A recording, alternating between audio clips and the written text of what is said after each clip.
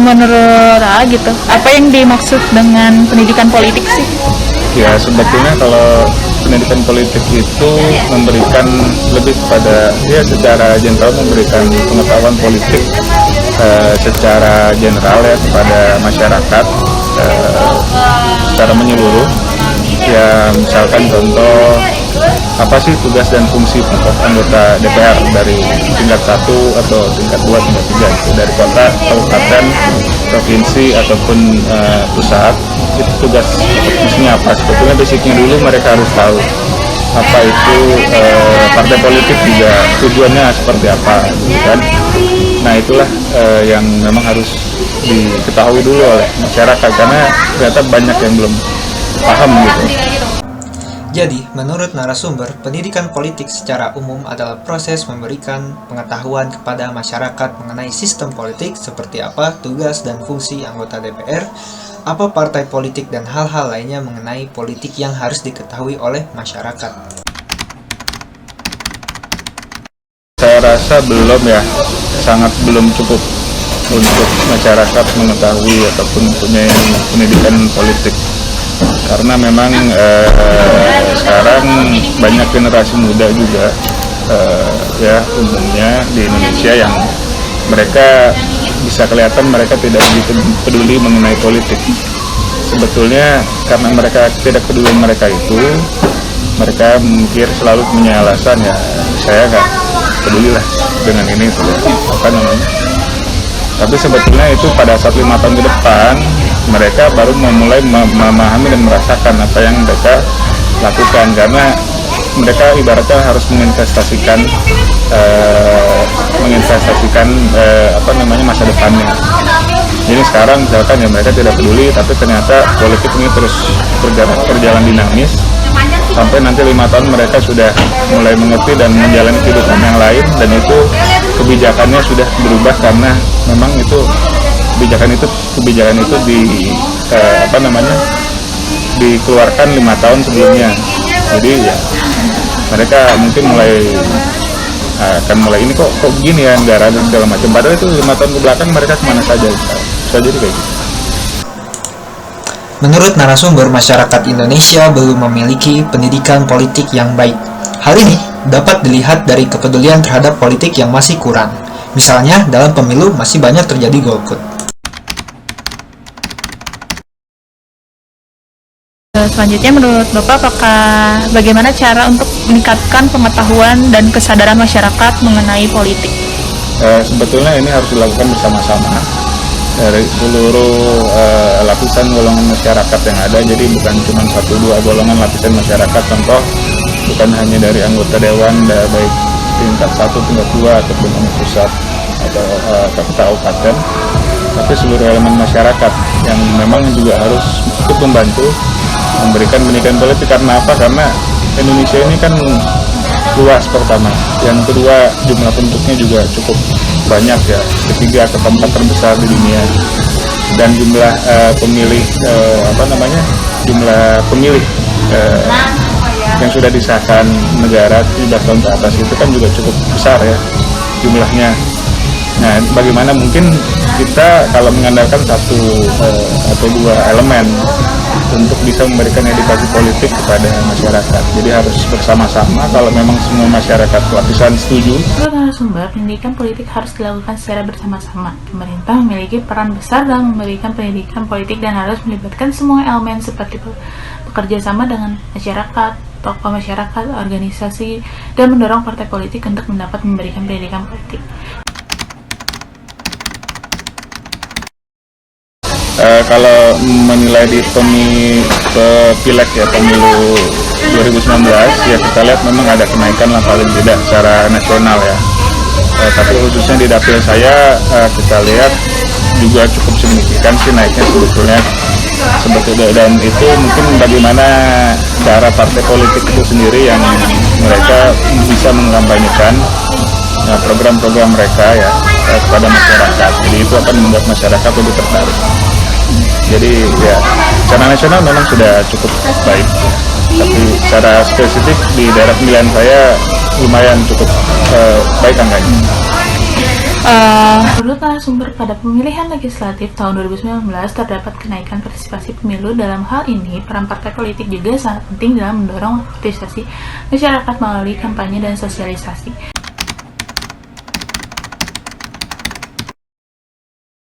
Sebetulnya secara spesifik kita belum ada, tapi kita ditugaskan oleh partai memang untuk selalu memberikan pendidikan politik kepada masyarakat pada saat kami sedang melakukan reses ataupun bertemu dengan masyarakat. Salah satunya itu. Jadi contoh mungkin setelah kita terpilih waktu itu, kita itu diharuskan melakukan camping atau ya kita dikumpulkanlah di Hambalang itu selama 4 hari 3 malam atau 3 hari 2 malam. Kurang lebih situ kita juga diberikan pendidikan malah oleh partai bagaimana menghadapi nanti di kerewanan dan segala macam. Tapi secara spesifik kita diharuskan secara mandiri ya melakukan pendidikan juga pada masyarakat oleh partai. Menurut narasumber, partai politik memiliki peran dalam memberikan pendidikan politik kepada masyarakat. Saat selesai masa pemilihan, biasanya di partai, narasumber mengadakan acara camping untuk menerima pembekalan dari partai politik sebelum menjalankan tugas untuk DPR sendiri. Biasanya ditugaskan untuk memberikan sosialisasi juga kepada masyarakat saat masa reses di wilayah pemilihannya.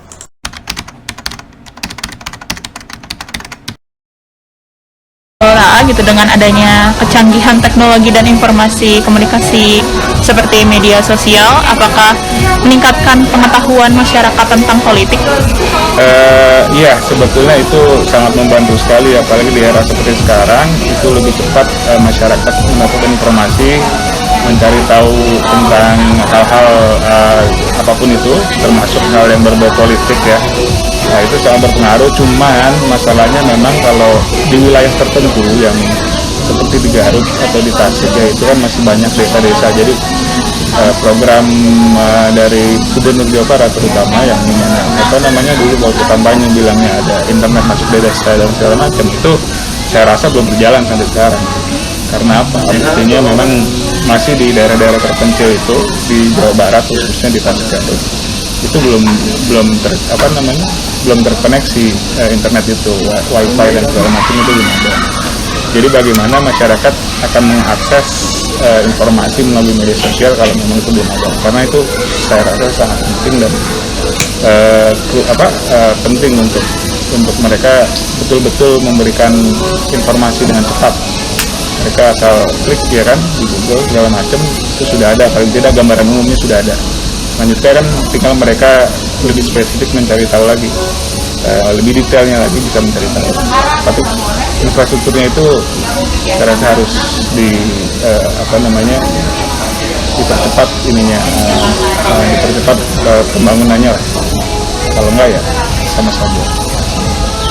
Nah, jadi menurut narasumber, dengan adanya kecanggihan teknologi informasi dan komunikasi berpengaruh terhadap pendidikan politik dalam masyarakat, di mana dengan adanya kecanggihan itu masyarakat dapat semakin mudah mengakses informasi mengenai politik. Hanya saja di beberapa wilayah Indonesia memang ada beberapa daerah yang akses internetnya masih kurang bagus, sehingga pendidikan politik atau informasi kurang dapat tersampaikan secara maksimal.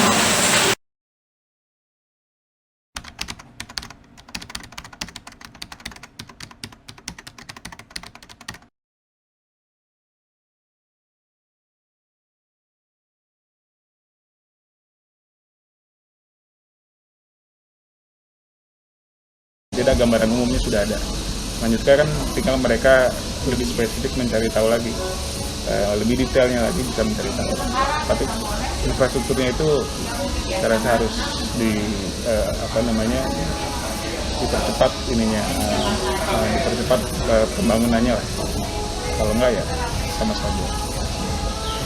Nah, jadi menurut narasumber, dengan adanya kecanggihan teknologi informasi dan komunikasi berpengaruh terhadap pendidikan politik dalam masyarakat, di mana dengan adanya kecanggihan itu masyarakat dapat semakin mudah mengakses informasi mengenai politik. Hanya saja di beberapa wilayah Indonesia memang ada beberapa daerah yang akses internetnya masih kurang bagus, sehingga pendidikan politik atau informasi kurang dapat tersampaikan secara maksimal.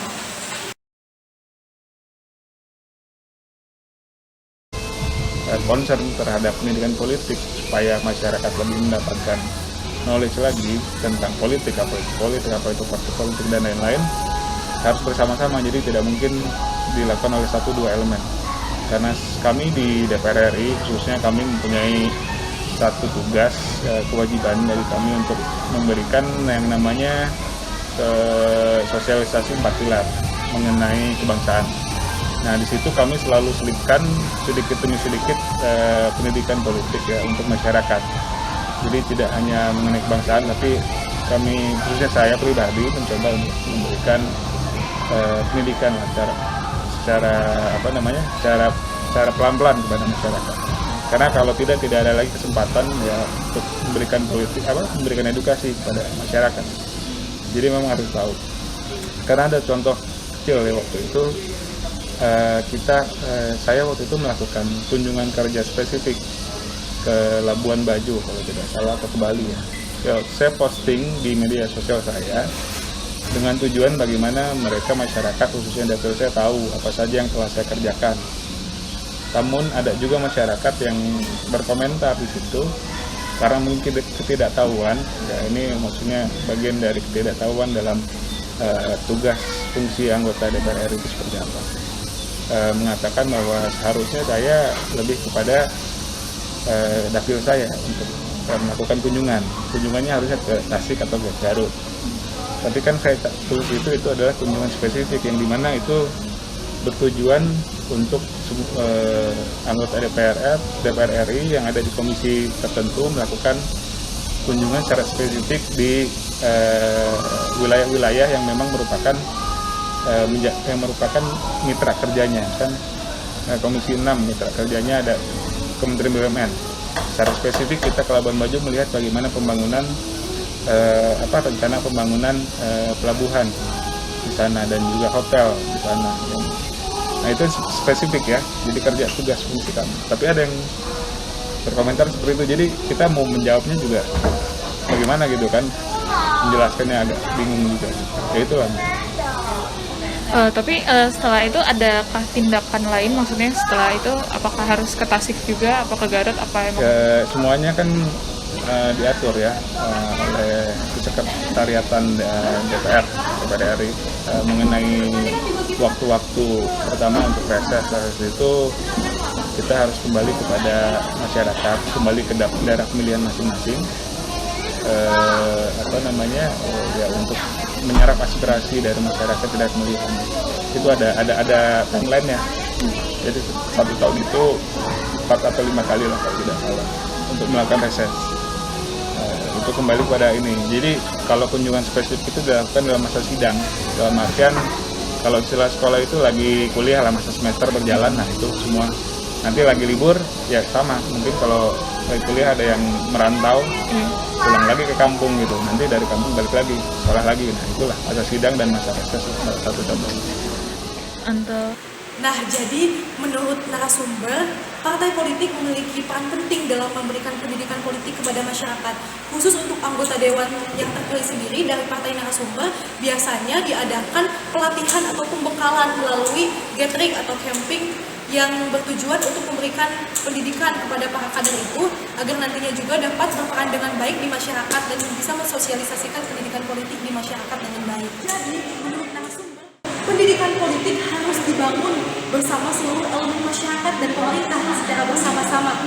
Nah, untuk anggota DPR sendiri memiliki kewajiban untuk memberikan pendidikan politik diantaranya untuk mensosialisasikan 4 pilar kebangsaan, serta dalam menjalankan tugasnya DPR juga di era kecanggihan teknologi ini harus bisa memberitahukan atau menginformasikan dan mensosialisasikan kepada masyarakat melalui media sosial atau platform digital ini. Demikianlah wawancara singkat kelompok kami beserta salah satu anggota DPR RI dari Partai Gerindra, yakni Bapak Muhammad Hussein Fadlullah Bebus MM MBA yang bertemakan tentang pendidikan politik.